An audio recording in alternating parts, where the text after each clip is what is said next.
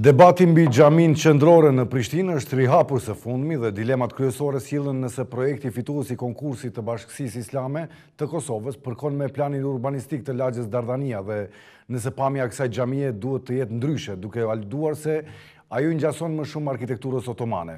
Më 8 tetor 2012, në prezencën e liderëve politike fetar të vendit, ishte vendosur kur themeli për ndërtimin e xhamisë qendrore në Prishtinë.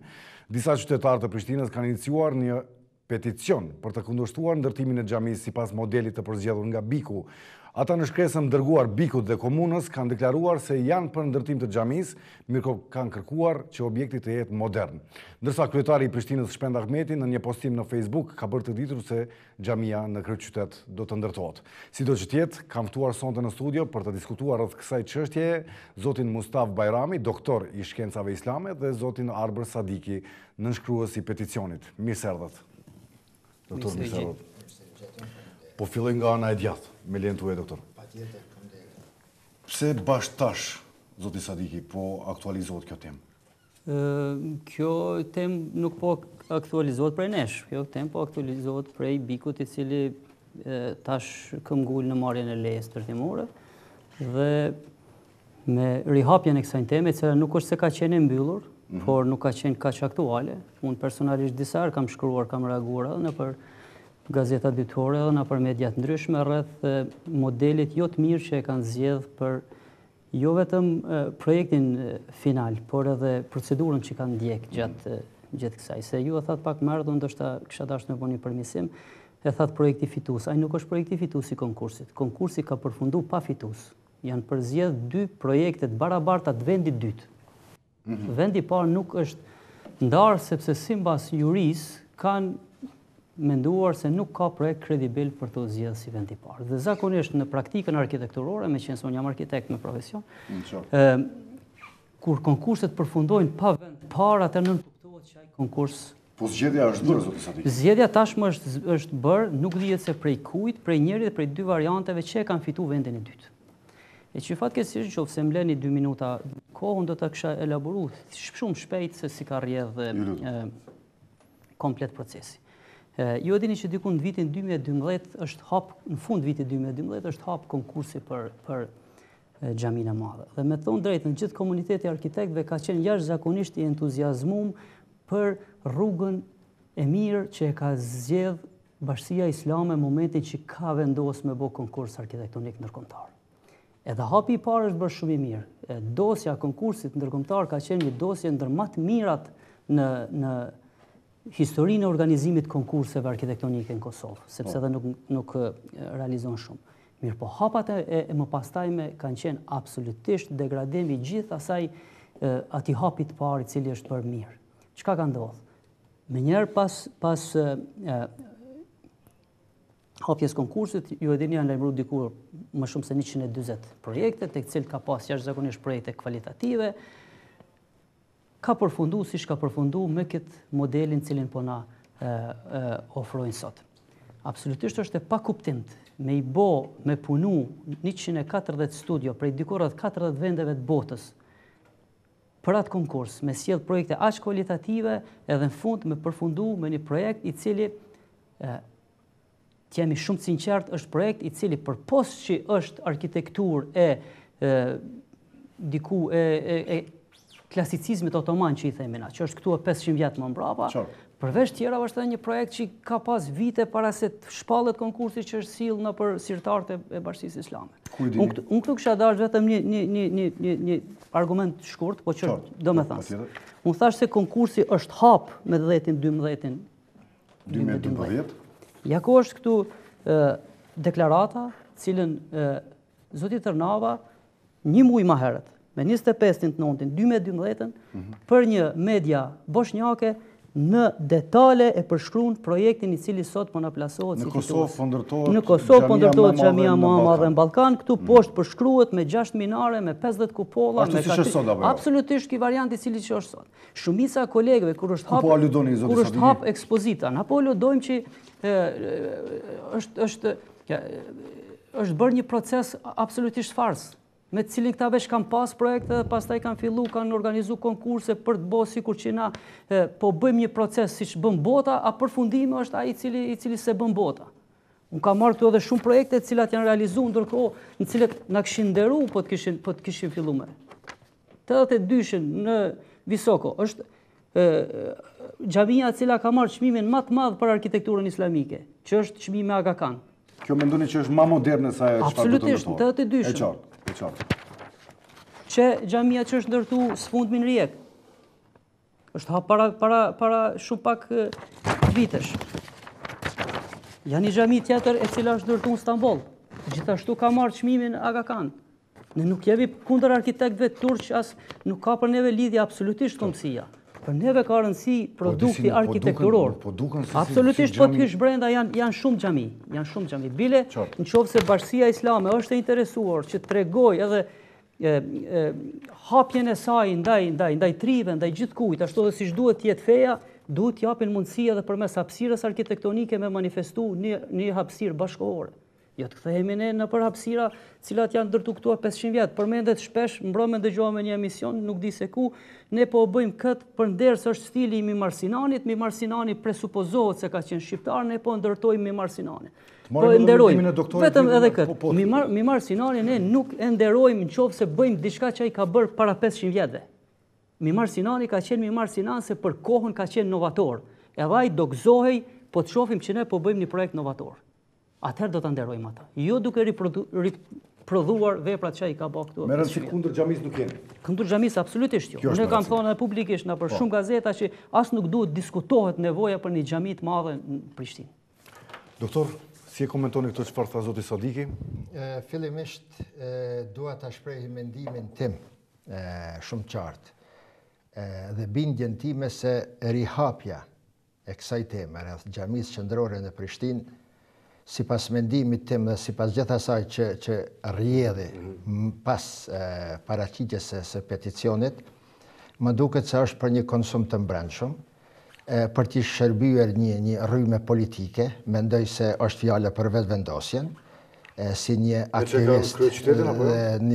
aktivist dhe ish aktivist i vetvendosjes, përpiluesi ose udhëheqësi i këtij peticioni, zoti nëse nuk gabohem Yll Rugova, që t'ju them edhe të drejtën, kur jam ftuar dje për në emision, mua nga kolegët tuaj këtu, nga sekretaria, më është thënë se do të jemi në një debat ballë për ballë me zotin Ylli. Ju ne kishim dje në emision, kështu që sot ndryshuam, jemi në frymë të njëjtë. Si zakonisht para emisioneve i lajmëroj miqët e mi, pasus të me, lexues të me në Facebook dhe gjithiju se do t'jetë kështu, ndoshta nuk e shkuptohem tani nga shokët.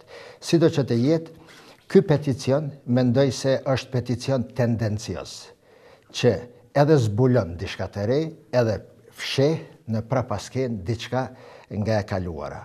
Është shumë çuditëse, është shumë për të ardhur keq, që sot në këtë emision dhe në emisione të këtyne 10-15 ditë të fundit flitet për formën arkitektonike të xhamisë, flitet për dyqane, flitet për garazhe, flitet për formën e jashtme të saj, kinse problem na qenka, vetëm forma e saj dhe forma e kësaj xhamie, pas ka qenë shkak i vonesës kaq të madhe 5 vjeçare.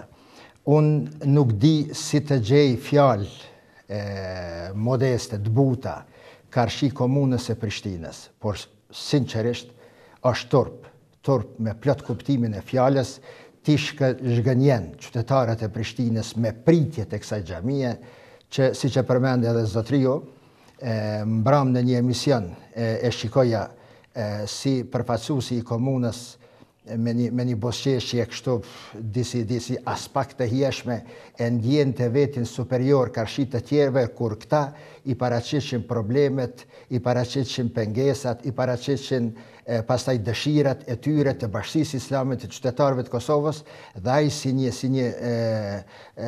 fjala e fundit në emision dhe në vendimarrje për me filluar puna e xhamisë, e ndjente vetë se kanë shku njerëzit dhe me ju lut aty. Është turp që komuna e Prishtinës, për çfarë arsye qoftë ajo, që në bazë të dokumentacionit të cilën e kam përcjell nga jashtë nga shokët e mi brenda Bashkisë Islame ka qenë i tërësishëm në rregull. Këta e kanë ditë se është dhënë leja, se punimet janë duke shkuar në rregull, do ta bojmë pas 6 muajve, do ta bojmë pas 1 vjete, do na sillni edhe këtë letër, dhe vije puna të prolongohet fillimi i ndërtimit të kësaj xhamie për 5 vite. Dhe kjo përveç që tregon për një segment të caktuar dhe për një moment të caktuar në këtë rast xhamia qendrore, kjo tregon edhe një mendësi të çuditshme e cila kohëve të fundit, nëse më lejoni, kohëve të fundit ka marrë për masa shqetësuese në Kosovë. Mendoj se e gjithë kjo, pra edhe kjo puna e peticionit, puna e vonesës e fillimit të ndërtimit të xhamisë është rezultat i kësaj mendësie e cila është krijuar kinse, duke e luftuar këtë radikalizmin islamik, ekstremizmin islamik, është duke u bërë një fushat as pak e hjeshme karshi çdo gjaje islame në Kosovë, karshi muslimanëve të Kosovës, po luhet me ndjenjat e besimtarëve të Kosovës. Dhe nëse është problem politik apo religios tani, sepse po i prekni 2 fushat. Ky problem nuk di ata quaj politik a religios. Është problem i një mendësie e cila ka kaluar për masat normale dhe është bo tepër e ndjeshme karshi besimtarëve musliman. Si është e mundëm, për shembull, e njëjta mendësi, nuk po flas për veprimet e caktuara të komunës, as nuk po flas për formën arkitektonike të xhamisë, po flas për mendësinë e përgjithshme e cila është prezente në Kosovë. Si është e mundër, për shembull, një xhami në Kosovë që 5 vite kanë filluar ndërtimet e renovimet të asaj xhamie dhe komuna e prolongon, e vazhdon me lloj deklarata tepër alogjike, se për këtë arsye, për shkak të qeverisë së kaluar lokale të Prishtinës, për pagesa, çpagesa, dhe ka mbetën xhamia në qendër të Prishtinës, xhamia që konsiderohet ndër më të bukurat dhe më të vjetrat në Kosovë, vend për narkomanët, vend për prostitucion, vend për fjetjen e qendve e ndacak. Dhe edhe kjo xhami, pra, mendoj se është në vijen e kësaj tendence për t'i prekur ndjenjat e besimtarëve. Nuk janë kundër xhamisë. Këta kanë kërkesën shumë të qartë dhe konkrete. Në fillim janë kundër projektit. Në fillim fjala ka qenë kundër xhamisë. Dhe bile forma se si është nënshkruar dhe si është nisur ky peticion është formë denigruese për banorët e Dardanisë dhe unë jam një ndër ata banorë. Nuk di sa e kanë nënshkruar, ta zemi 100, 200, 500, nuk është me rëndësi hiç, por të flasësh në emër të 65.000 banorëve të lagjës Dardania, se kinse ti shqetësohesh me atë formën arkitektonike të xhamisë dhe në fakt dëshiron që edhe më tutje ta shtysh fillimin e ndërtimit të xhamisë, këto nuk ka nevojë të jesh shumë i shkolluar, shumë i mençur për me kuptuar këtë formë tendencioze të fshehur, e cila në brumin e saj e konsideroj se është hap i papranueshëm për mos lejimin e fillimit të ndërtimit të kësaj xhamie. Ka tendenca në këtë çështjen tuaj, zoti Sadiki? Unë tash, me thonë drejta, nuk po di edhe se ku ta filloj, meqense bashkëfolësi i nderuar, prej këto tema për cilët unë as që jam kompetent me fol, as që kam në një farë ngjyrimi përmendje politike, parti politike, ku di me cilat unë jam larg sa këtu në Sahar. Po deshta me i prek disa pika për cilat besoj që nuk na çojnë kurkund debatet publike nëse i fillojmë me paragjykim. Ai peticion ka një tekst. Duhet lexohet ai tekst dhe në atë tekst shkruan gjithçka, sqarohet se çka ne kërkojmë. Po t'ju pyet një qytetar i thjesht, që nuk i di termet peticione, kush jeni ju që nisni peticion kundër xhamisë? Nuk kemi, që tash e tha atë që dashta me thonë, ne nuk kemi bo peticion kundër xhamisë. Kundër kësaj arkitekture të xhamisë. Dhe me çfarë kuptimi ju si arkitekt folni me gjuhë denigruse ndaj një periudhe të ndryshme të artit islam, një periudhe shumë të ndryshme të artit islam, se ajo kinse nuk përkon me kohën tani. Arkitektura nuk ka të bëjë me modernën. Arkitektura ka të bëj me vijat, me kupollat, me ju i dini ma mirë, me të gjitha ato të cilat i përfshin një kohë në të cilën është ndërtue ajo. Ta marrë për shembull ndonjë nga punimet e Michelangelos. Dhe duam ta bëjmë diçka të ngjashme në Prishtinë. Nuk bëhet. Si do t'ishte bërë një... Le mundësi me qenë se nuk pasim edhe shumë kohë se kom të qartë, se edhe me atë që ka folët ma herët edhe këtë që ka po thoni tash e kom plotësisht qartë. Ju paka shumë i thatë ato që dhëmë po mundohë me i thonë. E përmendet Michelangelon. Unë po jam shumë direkt, me qenë se këtu shpesh bon paraleli edhe me katedralen. Këtu është të ndjek shembulli i keq i katedrales. Askush në botë nuk thotë që katedralja është ndërtu me një procedurë të mirë dhe kemi një objekt mirë. Kam shumë kolegë italianë që vizitojnë shpesh Prishtinën, me cilën kaloj kohë dhe kaloj për skej katedrales. Atynve nuk i hin kry që ka mundësi ditë sotit me ndërtu një tipologji e tillë katedralave. Ata me fjalën e vetë mund të t'i citoj po deshe, tregojnë që të paktën këtu e 150 vjetë nuk ndërtohen objekte tilla në Itali. Ne tash po marrim një model tillë edhe po dojmë me e bë tek njëjtin gabim tek xhamia. Këtu është dallimi. Po atë që ata është me thonë disa herë thatë kundër xhamisë. Fatkeqësisht shumica e njerëzve i lexojnë titujt e disa portaleve që i shtrembojnë gjërat. Edhe shumica e titujve kanë qenë atë natë që ne kemi bërë peticionin grupi kundër xhamisë. Edhe gazetarët fatkeqësisht nuk e kanë lexuar peticionin. E mbështet ligji këtë kërkesën tuaj? Ligji është i obliguar, se edhe diçka, nëse ka mundësi edhe diçka se po harroj. E përmendi banorët e Dardanisë, nuk bëhet këtu fjalë as për banorët e Dardanisë. Këtu bëhet fjalë për një objekt të karakterit nacional. Këtu e te i kalon edhe karakterin religjioz për mua. Nuk janë xhamit vetëm për besimtarët. Xhamit janë për gjithë qytetarët, edhe për atë që nuk futet xhami, pa në siluetin e qytetit, në komoditetin urban të qytetit, në identitetin e qytetit ajo ndikon. Përse ky peticion nuk është bërë 5 vite më parë? Unë personalisht, për cilin peticion? Unë kam tekste, tash njerëz pak si duket po lexojnë, prej 2013 që kam shku vazhdimsi se është duke u bërë një procedurë shumë e damshme. As kush nuk është marrë me ta, as Komuna e Prishtinës, as Bashkia Islame. Gjithë kjo kohë për të përzgjedhur gjithë ato projekte të mira që ata i kanë në sirtar. Unë jam profesionist i arkitekturës si qeni ju profesionist i shkencave islame dhe absolutisht nuk duhet ndikoj për dhënë mendim për... Çfarë thot ligji, zoti Sadi, në rastin tuaj, në kërkesën tuaj? Mbështet realisht po them kushtimisht Realisht nuk është më rëndësi më mbështet peticionet. Peticionet nuk kanë shumë bëjnë punë ligjore. Peticionet më shumë kanë karakter të ngritjes së një vedije. Ne atë peticione kemi bërë. Shpesh po i referoni, zotin Rugova, dje që dëgjova, i referoi edhe ligjit për Prishtinën, ligjit për Dardanin, ligjit për ndërtimet dhe urbanistikën e Prishtinës. Tash ne nëse flasim edhe me terma tipik profesional, për cilën nuk e dia kemi kohën e mjaftueshme, po për post tjerash, ai objekti për momentin është duke u tentuar që të merret leje me një parcelë e cila akoma e ka qëllimin e zonës të vjetër, ndryshme, që nuk përputhet me xhamin. Gjatë që për mua aty absolutisht ndoshta Bashkia Islame ka të drejtë. Meqense në momentin që është vendos për atë parcelë, e cila ka qenë jashtëzakonisht jo komode në kuptimin urbanistik, ajo ka qenë mbi të gjitha denigruese për Bashkinë Islame, e fundit për Ulpianën. Për Ulpianën, po. Edhe të një ari që janë ndarë. Po. Ajo parcelë, çdo profesionist jo shumë i dijshëm e ka ditë që në atë parcelë nuk mund të bëhet objekt dinjitoz, çfarë meriton Prishtina edhe çfarë e meritojnë besimtarët e komunitetit islam. E qartë. Megjithato është pru një vendim komunal i cili ja jep drejtën. Është dashur me u vazhdu procedura me u ndru qëllimi zonës. Edhe sot ata mos me pas probleme dhe në kuptimin ligjor, po kjo nuk është pika me cilën ne po ngulim kohë, ne që kemi nënshtruar një peticion.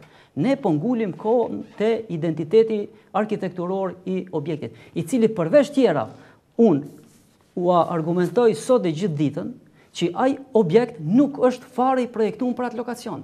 Ai është objekt i cili përsëritet disa herë në përbot, me modifikime të vogla, normalisht.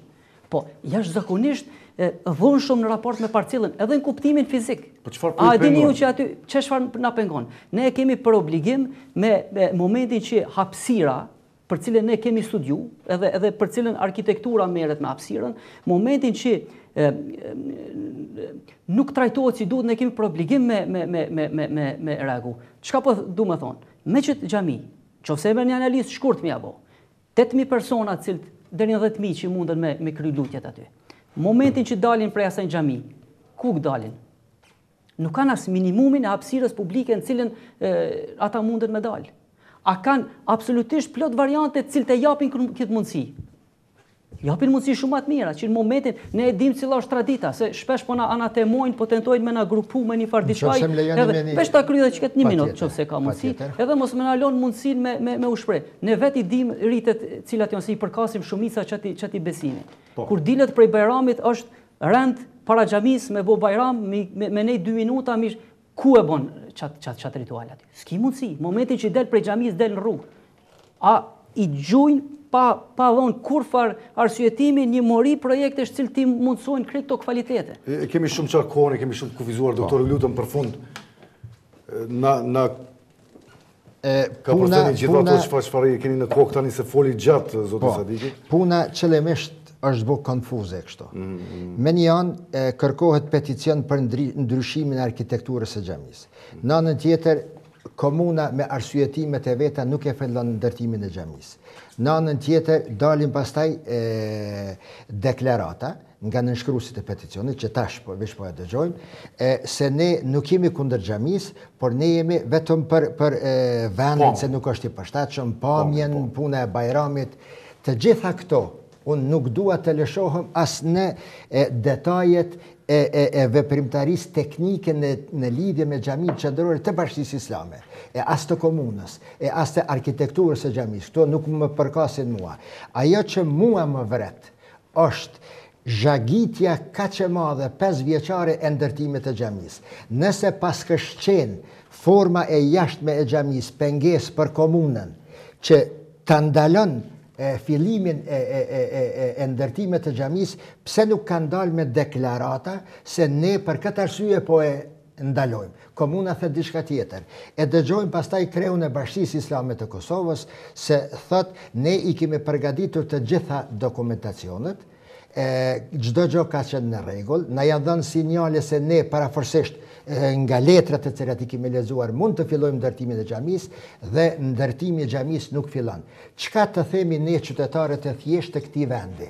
Si ta ndjejmë veten ndryshe pas një zhgënjim dhe një loj maca me mion se do të fillon, nuk do të fillon, do të ndryshon, nuk do të ndryshon. Çfarë nëse fillon pa leje, doktor? Është shumë interesante, tepër e guzimshme, mbase as pak e matur deklarata e muftiut të Kosovës se ne do të dalim dhe do të fillojmë edhe pa leje, do të qesim qytetarët në rrugë.